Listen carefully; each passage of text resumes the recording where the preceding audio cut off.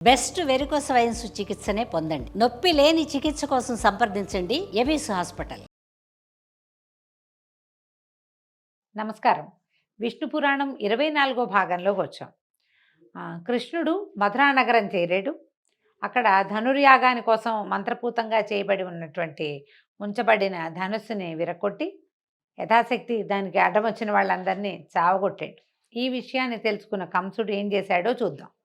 కంసుడు ఈ విషయం ఎప్పుడైతే తెలుసుకున్నాడో రోషభీషణాకారుడై మల్లయుద్ధ వీరులైన చాణూర ముష్టికులు ఇద్దరిని రప్పించి వాళ్ళకి నూతన అంబరాలు ఆభరణాలు ఇచ్చి ఈ రామకృష్ణుల్ని ఎదిరించండి, వేరువేరుగా అయినా సరే కుమ్మక్కైనా సరే ఎలాగైనా నా పగవారిని రూపుమాపి నా మనోవ్యాధిని పోగొట్టండి, ఇలా చేస్తే కనుక రేపొద్దున సిరి సంపదలన్నింటికీ మీ ప్రాపే కాపు అని చెప్పాడనమాట. రేపు ఉదయమందు మీ మల్లుడితోటి రంగమధ్యంలో ఉండి ఆ పిల్లలిద్దరినీ రూపుమాపండి అన్నాడు. కువలయాపీఠం అనే మదగజం ఒకటి ఉంది మన దగ్గర, దానిని మావిటివాడు తీసుకొచ్చి వాడిని రప్పించి ఈ సభాభవనం ముఖద్వారం దగ్గర ఉంచండి. ఈ బలరామకృష్ణులు ఇద్దరు ద్వారాన్ని సమీపించగానే ఏనుగుతోటి వాళ్ళిద్దరిని తొక్కించండి. ఎందుకైనా మంచిది, మన సైన్యాన్ని తీసుకొచ్చే సైన్యాధిపతులని సిద్ధంగా ఉండాలని చెప్పండి అని పంపించాడు. తెల్లవారగానే స్నానము రాచముస్తాబు అయ్యి రంగ సమీపాన ఉన్నటువంటి ఒక పెద్ద మంచం, ఉత్తుంగంగా ఉన్న పెద్ద మంచం మీద కూర్చున్నాడట. ముందు వెనక పక్కలా ఉండవలసిన చుట్టాలు, ఉద్యోగులు, మిత్రులు ఆసీనులుగా ఉన్నారు. పౌరకాంతలంతా ఈయన గారి ఈ కంసుడి యొక్క వైభవాన్ని చూస్తూ బంగారు మేడల నుంచి ముచ్చటగా కబుర్లు చెప్పుకుంటున్నట్ట. వసుదేవాది యాదవులు, నందాది గోపాలురు సముచిత స్థానాల్లో ఉన్నారు. చాణూర ముష్టికులు మల్లయుద్ధానికి తగిన వేషాలు ధరించి అనుచరులతో కలిసి రంగమధ్యంలో ఉన్నారట. కువలయాపీడంతో మావటివాడు వాకిట్లో సిద్ధంగా ఉన్నాడు. ముఖద్వారం దగ్గర చతురంగ బలం నలుదిక్కులా మోహరించి ఉంది. ఆ దశలో కంసుని అనుమతితోటి రామకృష్ణులు వచ్చారు. వెంట వాళ్ళ వెనకాల పడి కొంతమంది గోపబాలకులు కూడా వచ్చారట. కృష్ణునితోటి చాణూరుడు, రామునితోటి ముష్టికుడు యుద్ధానికి సిద్ధంగా ఉన్నారు, ముష్టి యుద్ధం చేయటానికి. అక్కడున్న పెద్దలు ఇంత చిన్నపిల్లలతోటి బలిష్ఠులు, వయసుకు పెద్దవాళ్ళు అయినటువంటి చాణూరు ముష్టికులు యుద్ధం చేయటువంటి చూస్తే పిల్లలు 12-13 సంవత్సరాల పసిపిల్లల్లాగా ఉన్నారు. అంటే ఒళ్ళు మండిపోయింది. పసిపిల్లలు ఏమిటి, వీడు ఇంతమంది రాక్షసుల్ని చంపాడు, ఎంతమందినో చంపిన వాడిని పసివాడని అనడానికి వీల్లేదు. సరే ఏమైంది, ఈ గుమ్మంలోకి ముఖద్వారంలోంచి రామకృష్ణులు ఇద్దరు లోపలికి ప్రవేశించబోతుంటే మావటి వాటి ఏం చేసేట, కువలయాపీఠం అనే ఆ ఏనుగుని, అది కొంత మదమెక్కి ఉన్నది, దాన్ని ఉత్తేజపరిచాడు, కోపం తెప్పించాడు. దానికి కోపం తెప్పించేసరికల్లా అది ఎదురుకుండా ఉన్న వాళ్ళ మీద పట్టిన, వెనక్కి తిరిగి కోపం తెప్పించిన వాడి జోలికి వెళ్ళదు, అది ముందున్న వాళ్ళ మీదకి వెళ్తుందనమాట. వాళ్ళిద్దరి మీదకి ఒక దూకిందట. దూకేసరికల్లా ఈ పైనున్న మావటి వాడిని లాగేశాడట కిందకి. బలరాముడు పైనుంచి కిందకి ఒక ఎగిరి కృష్ణుడు ఏం చేశాడు, పిడిగుద్దులతోటి కువలయాపీఠాన్ని వంచేశాడు. సంహరించారు మావటి వాడిని, సంహరించి కువలయాపీఠాన్ని కూడా సంహరించి దాని ఆ ఏనుగు యొక్క 2 దంతాలని చెరో పక్క నుంచి లాగి భుజాల మీద వేసుకొచ్చారట.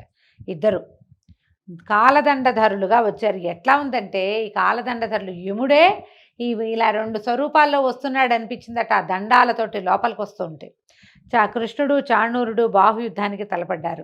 ఇద్దరికి చాలాసేపు పట్టువిడుపుతోటి భీకరంగా పోరు సాగింది. చివరికి కృష్ణుడు విజృంభించి చాణూరుని పాదాలు పిడికిట బిగించి 100 మార్లు పైనుంచి మహావేగంతో తిప్పగా వాడి నోట్లోంచి, ముక్కులోంచి, చెవుల్లోంచి నెత్తురు కారిపోయిందట.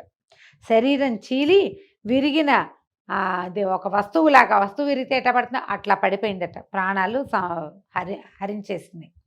అదేవిధంగా బలభద్రుడు ముష్టికునితోటి పట్లు పట్టి అతన్ని శవాన్ని చేసి విసిరేశాడు. ఈ వైపరీత్యం తన కళ్ళ ముందే జరగటం కంసుడికి రోషం పెరిగిపోయింది. ఒళ్ళు మండిపోతాం చూస్తూ ఉంటే. ఎవరో ఒకళ్ళు యుద్ధం చేస్తుంటే మిగిలిన వాళ్ళ బయట నుంచిన వాళ్ళు కూడా ఒక కొట్టు, లాగు, పెట్టు, చెయ్యి, ఇంకోసారి అలాగే అలా అరుస్తూ ఉంటారు. ఎప్పుడు ఇది వాళ్ళిద్దరి పట్ల, ఇద్దరి మీద యుద్ధాన్ని ఎంకరేజ్ చేసే ఉద్దేశం ఉంటే, ఇక్కడ యుద్ధం కాదు, ఎట్లాగైనా వీళ్ళని సంహరించాలన్న ఆలోచనే ఉంది అతనికి. సంహారం పోయి వాళ్ళని ఏమీ చేయలేక వాడికి చిన్న దెబ్బలు కూడా తగలటం లేదు, సంహారం ఏమో వీళ్ళ పాలబడింది.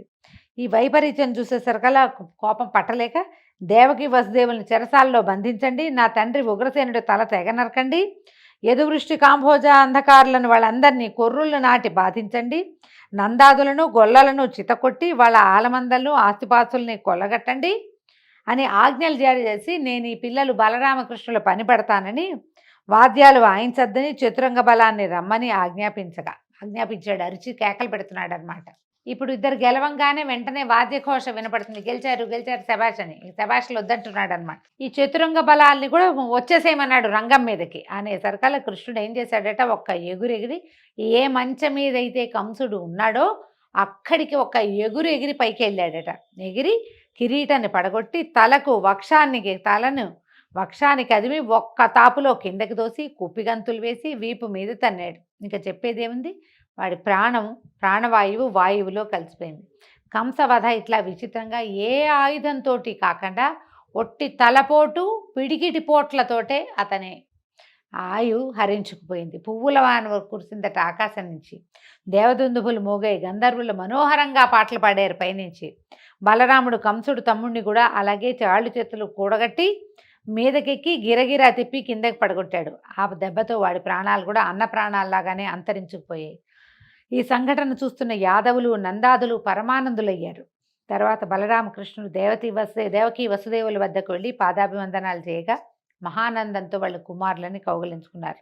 మీరు దేవతలకు కూడా అసాధ్యాలైన పనులు చేస్తున్నారు. మా అదృష్టవశాత్తు కొడుకులుగా పుట్టిన ఆ వాసుదేవుడే మీరు. మీ మాయకు లోబడి మేము గుర్తించలేకుండా ఉన్నాము. మా ఎందున్న మాయను పోగొట్టి భక్తితో మా జీవితాలను పెనవేసి మా ఎందున్న అపరాధాలను బాపి రక్షించమని భగవత్ ప్రార్థన చేస్తున్నట్టుగా కుమారులని ప్రార్థించారట. అప్పుడు కృష్ణుడు, అలా అనకండి, మేము మీ పిల్లలం, ఆదరాభిమానాలతో మీరు మమ్మల్ని పెంచుకోవాలి అని చెప్పి తన మాయ చేత వారి వివేకాన్ని తెరగప్పి అలాగే అక్కడ ఉన్నటువంటి బంధుమిత్రాదులందరినీ చూసి సముచిత రీతితోటి మాట్లాడారు. బాబాయి మామయ్య అందరినీ కుశలం కనుక్కున్నారనమాట. కంసుని అంతఃపుర కాంతలు వచ్చి ఈ భర్త యొక్క కళేబరం మీద పడి తలా వక్షం గుండెలు బాదుకుంటూ ఏడవడం ప్రారంభించగా కృష్ణుడు వాళ్ళ దగ్గరికి వెళ్ళి వాళ్ళ దుఃఖాన్ని పోగొట్టి మాటలతో ఓదార్చి పంపించాడు. ఒకప్పటి యయాతి పలికిన శాపం వల్ల యాదవులకు రాజ్యాధికారం చెల్లదన్నది స్మరించి అలాంటి కాంక్ష లేనివాడై వెళ్ళి చెరసాలలో బద్దుడై ఉన్న ఉగ్రసేనుని విడిపించి తీసుకొచ్చి కంసునకు పారలౌకిక క్రియలు వారి చేత చేయించి రాజుగా పట్టాభిషేకం చేయించి అక్కడికి వచ్చిన రాజులందరినీ పరికించి చూసి ఇట్లా అన్నాడట, ఈ క్షణం నుంచి యాదవులు మిగిలిన వారు నేను మా అన్న నీకు అనుకూలంగా ప్రవర్తిస్తూ ఉంటాం. ఏలాంటి నెదురు బెదురు లేక పరిపాలన సాగిస్తూ ఉండని ఉగ్రసేనుడికి ధైర్యం కలిగించి వాయువుని ఆహ్వానించాడట. ఇంద్రుడి వద్దకు వెళ్ళి నేను ఇమ్మన్నానని చెప్పి సుధర్మను అడిగి తీసుకురా అని అడగంగానే వాయుదేవుడట అమరావతికి వెళ్ళి సుధర్మని తీసుకొచ్చాడు. సుధర్మ అంటే దేవసభట. సుధర్మని తీసుకొచ్చాడట.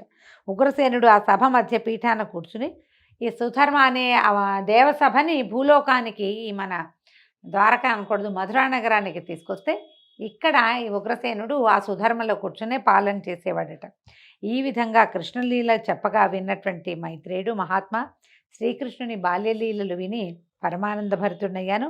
ఆ అవతార పురుషుని తర్వాతి వృత్తాంతము అలాగే బలభద్రుని చరిత్ర కూడా వర్ణించి చెప్పు, వివరంగా చెప్పమని మైత్రేయుడు అడిగేసరికల్లా పరాశర మహర్షి ఇట్లా చెప్తున్నారు. ఇలా ఉగ్రసేనుని యాదవరాజుగా పట్టాభిషిక్తుని చేసి అతని చేత నానా యజ్ఞాలు ఎన్నో రకాల యజ్ఞాలు చేయించి అన్నదమ్ములిద్దరూ విద్యార్థులై అవంతిపురానికి వెళ్ళి వేదశాస్త్ర పారంగతుడైన సాందీపుడు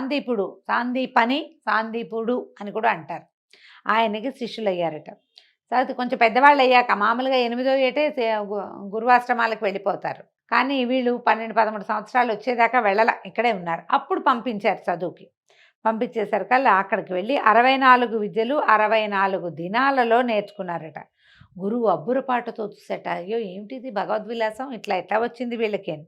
ఈ శిష్యులు ఏమన్నారట, గురుదేవా మేము మీకోసం ఏం చెయ్యాలి, మీకేం కావాలో చెప్పండి, అదే మేము మీకు సమర్పించే గురుదక్షిణ అని అడిగేసరికల్లా అప్పుడు ఈయన ఏం చెప్పాడట, ఈ సముద్రం పక్కనే ప్రభాసం అనే తీర్థం ఉంది.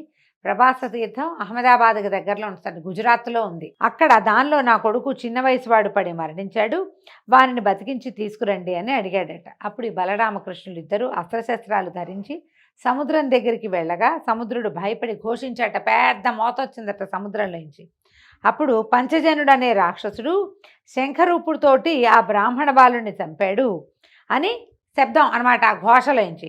ఈ సముద్రుని ఘోషను అర్థం చేసుకున్నటువంటి కృష్ణుడు అన్నను గట్టు మీద ఉండమని సముద్రంలోకి ప్రవేశించి పంచజనుడనే వాడిని సంహరించి వాడి శంఖరూపమైన ఎముక ఘోషించేటట్టుగా చేశాడట. ఆ నాదం రక్కసులకి భీకరము, వేల్పులకి ప్రమోదకరము అయిందట. తర్వాత కృష్ణుడు యమలోకానికి వెళ్ళి తన రాక యమునకు చెప్పి గురుపుత్రుణ్ణి తీసుకొచ్చి గురువుకి అప్పచెప్పాడు. తదుపరి అన్నదమ్ములు గురువుకి నమస్కరించి సెలవు తీసుకుని మథురా నగరానికి వెళ్ళిపోయారట. అంత జరాసంధుడికి కంసవధ గురించి తెలుసు ఆల్రెడీ. జరాసంధుని కూతుళ్ళు ఇద్దరు కంసుని యొక్క భార్యలుగా ఉన్నారు. ఆయన భార్యలుగా అస్థి ప్రాస్తి అనేవాళ్ళు ఆయన సొంత కూతుళ్ళు అనమాట. కృష్ణుడి వల్ల వాళ్ళకి వైధవ్యాన్ని, ఆయన కోపం వచ్చింది, కృష్ణుడి వల్లే వాళ్ళకి వైధవ్యం వచ్చింది, వాడి సంగతి చెప్పాలనుకున్నాడు. 23 అక్షౌహిణుల బలంతో మధుర మీదకి దండెత్తి వచ్చాడట. చాలా పెద్దదండి 23 అక్షౌహిణులు అంటే భారత యుద్ధం కంటే పెద్దది యుద్ధం అనమాట. రామకృష్ణులకి వీళ్ళకి సైన్యం తక్కువ ఉంది మధురా నగరంలో. వీళ్ళు తక్కువ సైన్యంతో ఎదిరించారు. తగిన విల్లు ఆయుధాలు అమ్ములు ఏమీ లేవు వీళ్ళ దగ్గర. అయితే ఎప్పుడైతే ఈ ఆయుధాలు లేకుండా కృష్ణుడు యుద్ధరంగానికి వచ్చాడో ఆకాశం నుంచి అక్షయమైనటువంటి బాణాల అమ్ముల పొదులు, అక్షయ తూణీరాలంటారు, తీసిన కొద్దీ వస్తూనే ఉంటాయి, అయిపోవు అనమాట. శార్ంగమలే విల్లు, కౌమోదకి అనే గద కృష్ణుని ముందు తర్వాత బలిష్టమైన ముసలం అంటే రోకలి, హలం అంటే నాగలి, ఈ రెండు బలరాముని ముందు పడ్డాయి. వాటిని ధరించి ఇద్దరు ఈయనేమో ఇది భుజానేసుకుని ఈ రోకల్ని ఒక భుజానేసుకుని ముసలాన్ని రెండో చేత్తో పుచ్చుకుని బలరాముడు ఈ విల్లు తర్వాత అక్షయ తూణీరాలు భుజానికి తగిలించుకుని ఇంకో చేత్తో గదని పట్టుకుని కృష్ణుడు యుద్ధానికి వెళ్ళారట. అయితే ఏమైంది, విపరీతంగా ధరించారు, దారుణంగా రణం సాగించారు. జరాసంధుడు ముందు వెనక చూడక రణరంగాన్ని విడిచి పారిపోయేటట్టుగా చేశాడు. ఈ విధంగా బలరాముడు 18 సార్లు మధురా నగరం మీద దండెత్తారు. ప్రతిసారి రామకృష్ణులతోటి చావు దెబ్బలు తినే పారిపోయారు. తర్వాత నారదుడు ప్రేరేపించగా కాలయవనుడనే యవన ప్రభువు మధుర మీదకి దండెత్తి రావడాన్ని తెలుసుకొని ఈ కృష్ణుడు ఏమనుకున్నాడట ఆలోచించి ఎవరికీ ప్రవేశ శక్యం కానట్టుగా ఒక నగరాన్ని కల్పించాలని సంకల్పించాడు. ఒక నగరాన్ని ఏర్పాటు చేసుకోవాలని. అది ఎక్కడ చేయాలనుకున్నాడు, సముద్రంలో చేయాలనుకున్నాడు. 100 యోజనాల వైశాల్యము, ప్రాకారము, అగడ్తలు, చక్కని పూతోటలు, కోనేళ్లు, లెక్కకు మిక్కిలిగా సుందర మందిరాలు కలిగినటువంటి నగరాన్ని ఏర్పరిచి సముద్రంలో దానికి ద్వారక అని పేరు పెట్టాడు. మధురలో ఉన్న వారందరినీ అక్కడికి పంపించి చతురంగ బలాలతో బలభద్రునే సంరక్షకుడుగా నియమించాడు. కాలయవనుడు గొప్ప సేనతో మధుర మీదకి దండెత్తొచ్చాడు. కృష్ణుడు బాగా ఆలోచించాడు ఎట్లా వీడిని చంపటం అని.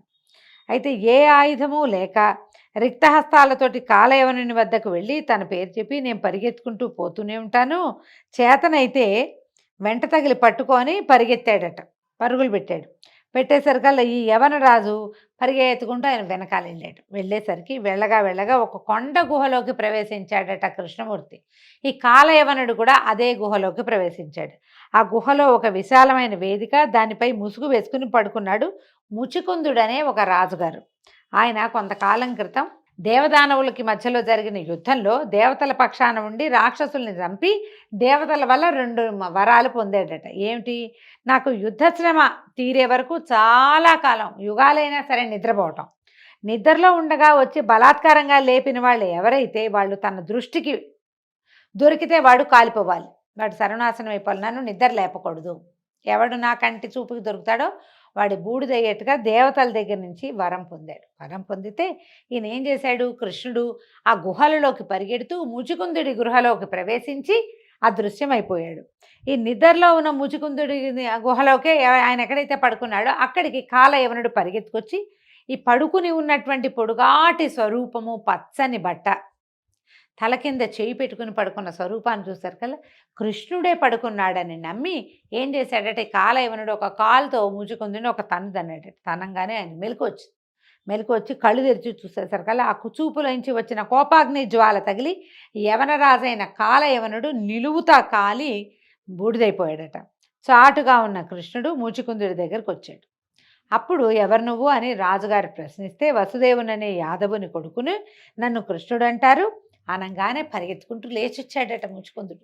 లేచి వచ్చి ఆయనకి సాష్టాంగంగా నమస్కరించి దేవదానవ యుద్ధం తర్వాత ఇంద్రుని మాట మీద ఈ కొండ గుహలో నిద్రించడానికి నేను వస్తుంటే గార్గ్యుడు అనేటువంటి ఒక బ్రాహ్మణుడు, ఒక ముని నా దగ్గరకు వచ్చి, రాజా, ద్వాపర యుగాంతమునందు భూభారం తీర్చడానికి మహావిష్ణువు యదువంశం నందు దేవకీ వసుదేవుల కుమారుడుగా జన్మిస్తాడు, కృష్ణుడనే పేరు కలిగి ఉంటాడు, నీకు ఆ దేవుని దర్శనం అవుతుంది, శుభప్రదుడితో నీకు మోక్షం లభిస్తుందని చెప్పారు. తండ్రి దయచేసావా ఇంతకాలానికి. ఈ ముచుకుందుడు కృతయుగానికి చెందినవాడండి. ద్వాపర యుగం దాకా పడుకున్నాడు. మొత్తం కృతయుగం ముప్పాతికి నిద్రపోయినట్టే. అక్కడి నుంచి త్రేతాయుగం మొత్తం నిద్రపోయాడు. ద్వాపర యుగాంతంలో జన్మించాడు కృష్ణ పరమాత్మ. ఆయన తర్వాత 5000 సంవత్సరాలే తర్వాత వచ్చేసింది కలి. అయితే ఈ ఈ ముచుకుందుడు గుర్తుపట్టాడనమాట. బట్టి అప్పుడు ఇది పరమాత్మకి దండం పెడితే ఆయన ముకుందుడు ప్రసన్నుడు ఏమన్నాడంటే, రాజా, నా మాట వల్ల దివ్యభోగాలు అనుభవించి మంచి వంశంలో పుట్టి వైభవాన్ని పొంది పూర్వజన్మ జ్ఞానం కలిగి నీకు ఇష్టమైన లోకంలో ఉండు, తర్వాత జన్మాంతమందు మోక్షాన్ని పొందమని చెప్పాడు. వరాలు ఇచ్చి బయటికి వెళ్ళిపోయాడు. ఇదండి హైదరాబాదు చుట్టుపక్కల సమీపంలో ఉన్నటువంటి అనంతగిరి కొండల మీద జరిగింది. ఇక్కడ ఈయన ఏం చేశాడట, ఈ ముచుకుందుడు కృష్ణుని పాదాలు తన అర్ఘ్యపాత్రతోటి, తన దగ్గర ఉన్న పాత్రతో ఉన్న నీళ్లతోటి పాదాలు కడిగితే అదే ముచుకుంద నది అయిందట. దాన్నే మూసీ నది అంటున్నాం. ఇప్పుడున్న మూసీ నది ఈ కాలం నాటిదనమాట. కృష్ణ పరమాత్మ పాదాలు కడగగా వచ్చిన నీరు, ఆయన పాదాల మీద నుంచి స్రవించిన నీరే మూసీ నదిగా మారింది. ఇది ఇక్కడే జరిగిందని దీనికి ఐతిహ్యంపు కథలు కూడా ఉన్నాయి, చారిత్రక ఆధారాలు కూడా కొన్ని 1-2 ఉన్నాయి. పెద్ద పాదాలు ఉన్నాయి ఆ గుహల్లో అని చెప్తారు. అయితే రాజుగారి బయటకు వచ్చి చూశాడు. ఈ ముచుకుందుడు బయటకు చూస్తే స్వల్పంగా ఉంది జనసమూహం, అందరూ పొట్టివాళ్ళుగా కనపడతారు. ఈయన కృతయుగం నాటివాడు కదా, అప్పుడు ఎంత పొడుగాటి వాళ్ళు, భూమి ఆకాశాలు పట్టకుండా ఉండేవాళ్ళు పొడుగ్గా. అమ్మో, ఈ కలియుగారంభం అయిపోయింది, ఈ స్వజనం వద్ద నేను ఉండలేను అని అసహించుకున్నాడట. ఇంత పొట్టి వాళ్ళతో ఎట్లా ఉంటామని గంధమాదన గిరికి పోయి తిరిగి తపశ్చర్యను ఆరంభించాడు. కృష్ణుడు శత్రువులను పరిమార్చి వాళ్ళ సంపదలన్నీ గ్రహించి తెచ్చి తాతకిచ్చేవాడట. ఈ విధంగా కృష్ణ సంరక్షణలో యాదవ వంశం ఆ అభివృద్ధి కలదై రాణించింది. ఒకనాడు ఇలా ఉండగా బలభద్రుడు కృష్ణునితోటి చెప్పి గోకులానికి వెళ్ళాడట. మధుర నుంచి గోకులానికి వెళ్ళాడు. యశోదానందరికి నమస్కరించి గోపాలుడు అందరినీ పలకరించి కానుకలిచ్చి గోపికలకేమో వస్త్రాలనిచ్చి ఆనందంగా విహరిస్తుండగా ఒకనాడు వరుణుడు వచ్చాడట. బలరామునకు వివిధ మణిమయ భూషణాలు ఇచ్చి ఇష్టాగోష్ఠి జరిపాక బలరాముడు అడిగాడట, ఏమయ్యా, నీ కాలంలో ఒక కాలంలో నీ నుంచి వచ్చినటువంటి వారుణిని సేవిస్తారు కొందరు పెద్దలు, దానివల్ల ఏమవుతుంది, వరుణుడి నుంచే వారుణి వచ్చిందంటే, వారుణి అంటే మద్యమేనండి, ఇది ఎలా ఎందుకు అని అడిగేసరికి వరుణుడు చెప్పాట, దేవదానవులు అమృతం కోసం పాల సముద్రాన్ని తరుస్తూ ఉన్నప్పుడు అమృతం కన్నా ముందొచ్చింది వారుణి. రోగాలను పోగొడుతుంది, బలవృద్ధిని కలిగిస్తుంది, ఆనందంగా విహరించేటట్టు చేస్తుంది. దాన్ని సేవిస్తూనే కదా దేవదానవులు పరమానందంగా కాలం గడుపుతున్నారు. సూర్యుని సేవించని వాళ్ళది ఒక బతుక, నువ్వు కూడా నేటి నుంచి సురాపానం చేస్తూ ఉండు అని చెప్పి ఈ వరుణుడు ఏం చేశాట, వారుని కలశాన్ని బృందావనంలో ఉన్నటువంటి ఒక చెట్టు తొర్రలో స్థాపించి వెళ్ళిపోయాడట. అయితే ఈ కలశంలోంచి వచ్చేటువంటి మద్యం యొక్క గంధము ఆ ప్రాంతానికి ఒక ప్రత్యేకమైన శోభను తెచ్చినట్టు, ఏదో గుమగుమలాడుతూ ఉంటుంది. మద్యం గుమగుమలాడుతుంటే నాకు తెలియదండి, దీంట్లో పురాణంలోనే అట్లా చెప్పబడింది. ఇప్పటి మద్యం ఈ కాలంలో ఉండేవి వేరు, ఆ కాలంది వేరే అయ్యి ఉంటుంది బహుశా. ఒకనాడు బలరాముడు తన వారితో ఆ ప్రాంతానికి తిరగడానికి రాగా ఆ మద్యం యొక్క గంధము ఈయన ఆకర్షించింది. ఏదో మంచి వాసన వస్తుంది, ఎక్కడ వస్తుంది ఈ వాసన అని వెతికారు. వెతికితే ఈయనకి వేప చెట్టు త్వరలో కనపడినటువంటి వారుణి కలశాము కనపడిందట. అది వరుణుడు ఉంచిందేనని చెప్పి భావించి యమునా తీరంలో ఉన్న బృందావనంలో గోపికలతో కలిసి సవిలాసంగా మద్యపానం చేశారు. కొందరు గోపికలు కూడా మద్యపానం చేసి వింత పలుకులతోటి విలాసాలతోటి విర్రవీగుతున్నట్టుగా నటించడం ప్రారంభించారు. అయితే ఒక వినోదం కలిగిస్తుంది మద్యపానం. ఏముంది, తాగేసరికల్లా ఒక మత్తు వస్తుంది, ఒళ్ళు ఊగిపోతూ ఉంటుంది, కళ్ళు తిరుగుతూ ఉంటే ఏదో సంతోషం కలుగుతూ ఉంటుంది. దాంతో ఈయన ఏం చేశాడు, హాయిగా వాళ్ళతోటి కబుర్లు చెప్తూ గోపికలందరూ తలా ఒక పిచ్చి వేషము వేస్తుంటే ఆ పిచ్చి వేషాలన్నీ చూసి నవ్వుతూ ఆడుతూ అలసి సొలసి జలక్రీడలు ఆడదామనిపించింది. చాలా చెమట పోస్తోంది, విసుగ్గా ఉంది, స్నానం చేద్దామని మదిరాపాన మత్తుడై అక్కడికి వెళ్ళలేక యమునా నదిని నా దగ్గరికి రా అని యమునని పిలిచాడు. యమున ఎందుకు వస్తుంది, ఆవిడ దారిని ఆవిడ పోతూ ఉంటుంది. ఈ బలరాముడి దగ్గరికి రాకపోయేసరికల్లా కోపం వచ్చిందట. ఓ యమున, ఇలా చూడు, నా చేత్తో కానీ దీంతో కానీ నీ బతుకు 1000 బారలేస్తాను, నా పిలుపు నీకు వినిపించట్లేదా, అంత మదించున్నావా అని యమునని తిడుతూ, తాగబోతు వాళ్ళు ఇలాగే కదండి చేస్తారు, బలరాముడు చేశాడని చెప్తోంది పురాణం. అయితే వెళ్ళి ఏం చేశాడు, యమునా నది గట్టుకి వెళ్ళి నాగల్ని నీళ్ళల్లో ముంచి లాగాడట. లాగేసరికల్లా ఏమైంది, అది విని దేవతలందరూ పైనుంచి ఆశ్చర్యంగా చూస్తుంటారు. ఏం శబ్దం వస్తుంది ఇది అని. పెద్ద ధ్వని, చాలా పెద్ద శబ్దం అట. యమున పెద్ద పెద్ద పాయలుగా అయిపోయి బృందావనంలోకి ప్రవేశించిందట. లాగేసరికి సెపరేట్ అయిపోయింది, కొన్ని పాయలుగా ఏర్పడి ఒక పాయ లోపలికి వచ్చింది. ఈయన ఏం చేశాడు, బలరాముడు భార్య అయిన రేవతితో గోపికలతో ఆ నీళ్లలో క్రీడలు ఆడుతుంటే వాళ్ళ ఆటలు సహించలేక యమున నిజ రూపంతో బయటకు వచ్చేస్తుందట. బయటకు వచ్చి బతిమలాడిందట, నన్ను ఇంత గాయాల పాలు చేసావు, ఇన్ని దారులు చేసావు, నన్ను వదిలిపెట్టేసేయి అని బతిమలాడేశారు కదా. సరే భయపడకు వెళ్ళమని జలక్రీడలు ఆపేసి భార్యా సమేతుడై తిరగటం మొదలుపెట్టాడు, విహారం చేయటం మొదలుపెట్టాడట బృందావనంలో. అలా వినోదంగా ఉండగా అప్పుడు వరుణుడు ఏం చేశాట, నల్ల కలువల వన్నెలో ఉన్న తలపాగా, కనకరత్న కుండరాలు, నీలాంబరము, తెల్లని పట్టుగొడుగు ఇచ్చి వెళ్ళాడట. అప్పుడు ఏం చేశాడు, చాలా రోజులు ఈ 2-3 నెలల పాటు బృందావనంలోనే సంతోషంగా గడిపి తర్వాత కృష్ణ సందర్శనం కోసం హలాన్ని భుజం మీద వేసుకుని ద్వారకా నగరం వెళ్ళాడట. అయితే ఆ కాలంలో విదర్భ దేశాధీశుడు కుండినపురంలో నివసిస్తున్నవాడు భీష్మకుడనే రాజు. అతనికి పెద్ద కొడుకు రుక్మి, ఒకే ఒక్క కూతురు రుక్మిణి. అయితే ఆమె రూపురేఖా విలాసాలకు ముమ్మరించి ఎందరో రాజకుమారులు మాకని అడిగేవాళ్ళట. ఆమె చాలా సౌందర్యవతి అని. అయితే ఎవరో ఒకళ్ళకి ఇంకా ఎవరి కోరిక తీరలేదు. శ్రీకృష్ణునే వరించాలని రుక్మిణి యొక్క నిశ్చయము. రుక్మిణిని పరిగ్రహించాలని కృష్ణుడు సంకల్పం చేశాడు కూడా. కానీ ఆమె పెద్దన్న అయినటువంటి రుక్మి శిశుపాలుడికి ఇవ్వాలనే పట్టుదలగా ఉంది. చేదిరాజు అయినటువంటి శిశుపాలుడు రుక్మికి స్నేహితుడు. మళ్ళీ శిశుపాలుడు ఎవరో కాదు, శ్రీకృష్ణుడికి 3వ మేనత్త కొడుకు. అతనికి ఈ అమ్మాయిని ఇవ్వాలని భావించారు. రుక్మి మన శిశుపాలుడిని పిలిచారు కూడా, పెళ్ళికి తరలి రమ్మని పిలిచారట. ఈ జరాసంధుడితోటి ఇతోధికంగా స్నేహంలో ఉన్నటువంటి శిశుపాలుడు అందరినీ, తన స్నేహితులందరినీ తీసుకుని కుండినపురానికి వచ్చాడట. స్వయంవర వార్త విన్నటువంటి కృష్ణుడు, బలభద్రుడు మొదలైన అన్నదమ్ములతో ఇంకా ఉన్నారు ఆయనకి, సాత్యకి వాళ్ళు తమ్ముళ్ళు, వాళ్ళందరినీ తీసుకుని తగిన బలగంతో బయలుదేరి కుండినపురానికి వచ్చి కొంచెం దూరంగా అందరినీ పెట్టాడట.